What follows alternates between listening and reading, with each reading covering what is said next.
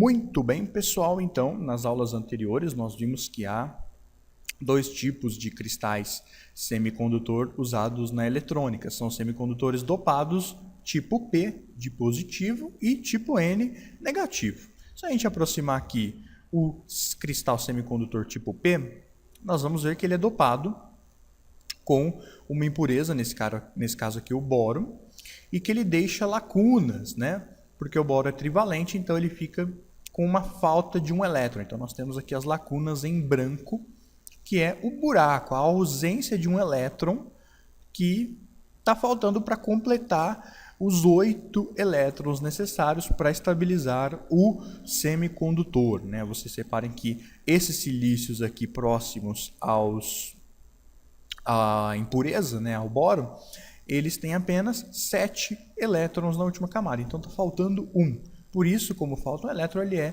positivo.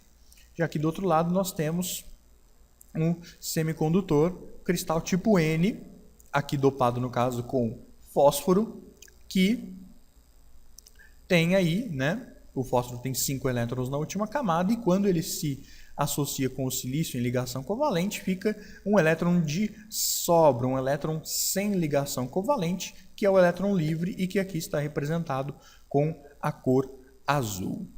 Muito bem, então aqui nós temos os dois cristais semicondutores. O interessante notar é que tanto o tipo P quanto o tipo N, eles conduzem eletricidade, mas eles sozinhos não têm lá muita utilidade na eletrônica. O grande barato acontece quando um cristal é juntado com o outro. Então, quando nós juntamos um cristal no outro, aí acontece algo muito interessante que nós vamos ver agora. Vamos juntar aqui direitinho para ficar correto. Tá aí, mais ou menos ok. Então aí, reparem que nós colamos um cristal no outro e aqui acontece algo muito bacana, pessoal. Isso daqui nós chamamos de junção PN, porque é a junção, eu estou juntando um cristal tipo P com um cristal tipo N. E essa junção de um cristal tipo P e um cristal tipo N faz muita coisa. Isso aqui é a base de toda a eletrônica, essa junção dos dois cristais. Tá? Então, a maior parte dos componentes eletrônicos, o diodo, o transistor, dentre vários outros, a base deles é essa combinação de um cristal tipo P junto com um cristal tipo N, ok? Então, deixa eu só dar um ajuste aqui para ficar um pouquinho mais alinhados. Ok. Então, pessoal, quando a gente junta, o que acontece? Nós temos aqui, então, o lado do cristal tipo P, vamos dar um zoom aqui, em que nós temos lacunas, faltas de elétrons. E do lado do tipo N, nós temos aqui os elétrons livres, que não estão presos a nenhuma ligação com os átomos vizinhos. O que vai acontecer então, pessoal? Vai acontecer então que as lacunas desse lado, elas vão atrair os elétrons do outro lado, os elétrons livres que estão do outro lado.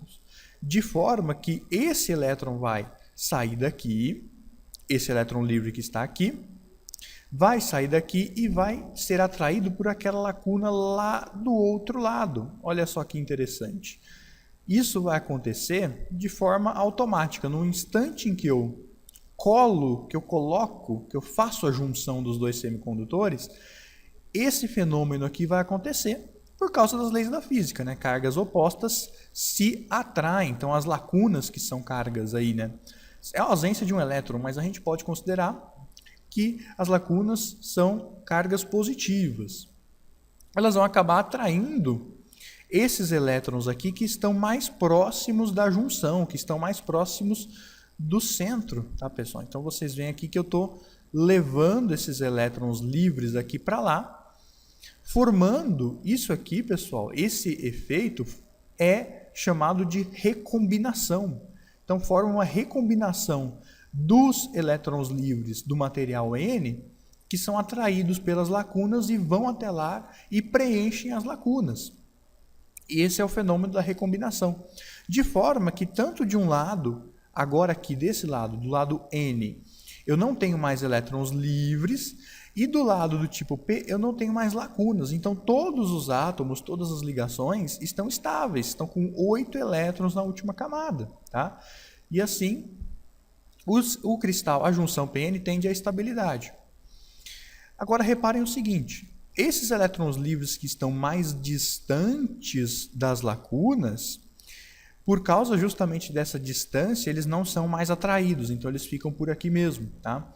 De forma que a recombinação só acontece com os elétrons livres e as lacunas mais próximos do centro. E eles, por estarem próximos, eles são atraídos.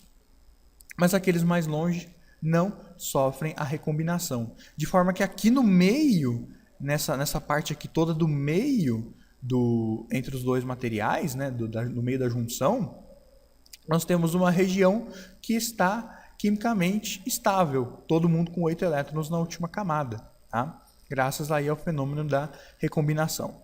Nós vamos ver aqui agora, então, a junção PN, que é quando colamos, entre aspas, né? Na verdade não é uma cola que é feita, mas só para a gente entender, um cristal semicondutor do tipo P a um tipo N. Temos uma junção PN, também chamada de diodo. O diodo, que é um componente eletrônico, que nós vamos estudar muito ainda nessas videoaulas, nada mais é do que uma junção de um cristal semicondutor tipo P e outro tipo N. Tá? Aqui nós temos o que nós vimos, o fenômeno da recombinação, né, que é o elétron livre que está sobrando aqui, tende a ocupar as lacunas mais próximas da junção, foi o que nós vimos. E aí a recombinação. Ao aproximarmos uma junção P com uma junção N, os elétrons e lacunas mais próximos do centro se recombinam. A recombinação, portanto, acontece quando o elétron livre ocupa o espaço de uma lacuna. Perfeito, gente. Show de bola. Então vamos ver aqui a recombinação, esse fenômeno da recombinação acontecendo quando juntamos o material tipo P e o tipo N. E aí vai acontecer essa recombinação. Né? Os elétrons vão ser atraídos, vão ocupar o lugar das lacunas e aí eu não vou ter mais nem o elétron livre nem a lacuna. De forma que eu tenho uma região aqui no centro que não tem mais elétrons livres e nem lacunas, que é uma região chamada de camada de depleção ou também chamada de barreira de potencial. Tá ok? Então, isso acontece logo no instante da fabricação do diodo, logo no instante da fabricação da junção PN. Essa recombinação acontece e a camada de depleção ou a barreira de potencial surge aqui no meio. Tá ok? Nós não vamos nos aprofundar na natureza dessa barreira de potencial e na forma como ela fica ionizada, né? Mas se vocês tiverem dúvidas com relação a isso, é só postarem aí nos comentários ou mandar dúvida para a gente no nosso site gvensino.com.br. Eu terei o maior prazer em gravar uma aula explicando só esse detalhe. Tá? Mas por enquanto a gente vai considerar a camada de depleção ou a barreira de potencial como uma região aqui onde todos os átomos do material estão estáveis com 8 elétrons na última camada. Ok? Então, pessoal, é isso. Aqui foi a explicação da recombinação. Né? E o que acontece logo no instante que eu colo uma junção P com uma junção N, né? Quando eu colo esses dois cristais semicondutores e acontece de forma automática o surgimento da barreira de potencial no meio delas. Né? Então é isso. Até a próxima videoaula. Muito obrigado a todos. Tchau.